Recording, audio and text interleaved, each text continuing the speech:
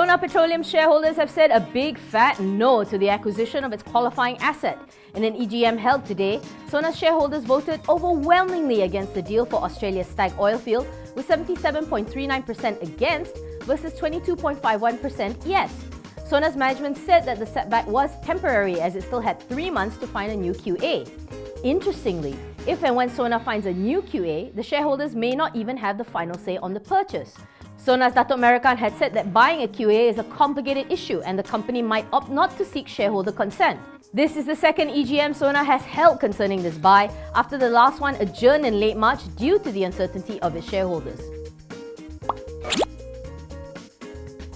After weeks of guessing, 1MDB has defaulted on the $50.3 million interest payment for the $1.75 billion Langat bond. But the fund stresses that it is not because it can't afford to pay the amount or that its liquidity is lacking. 1MDB said rather it was a matter of principle not to pay as IPIC had promised to do so. 1MDB stated, "We withheld the interest payment following claims by IPIC that certain payments and other obligations were still owed to it." This was a clear response to IPIC's filing with the London Stock Exchange yesterday, where it said it would only pay up only if 1MDB defaulted. 1MDB was also quick to point out that any risk of cross-default, the main worry at the forefront of people's minds, would be limited. As news of 1MDB's default sent the KLCI skittering, Attorney General Tan Sri Apandi Ali has called for further investigations into the individuals behind the state fund.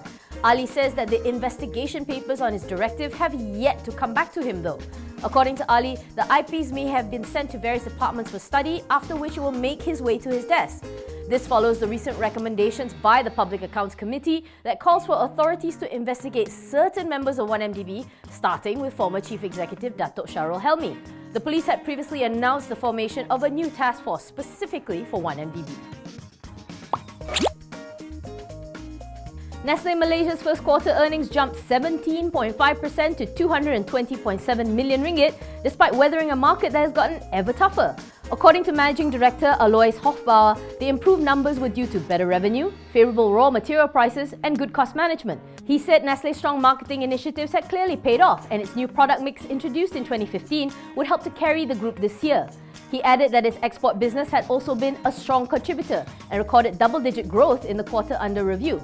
However, Hofbauer acknowledges that the group is not under any illusion that the road ahead will be easy, but says that the company will continue on its current path because, hey, if it ain't broke, don't fix it.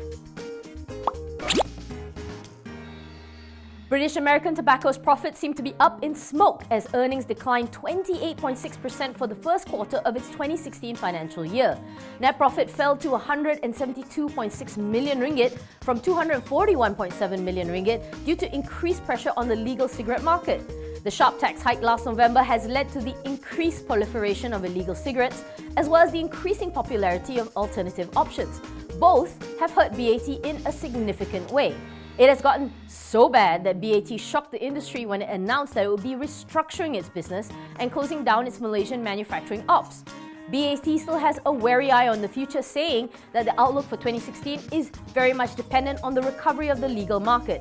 On a slightly brighter note for its shareholders, BAT still declared a 55-cent dividend.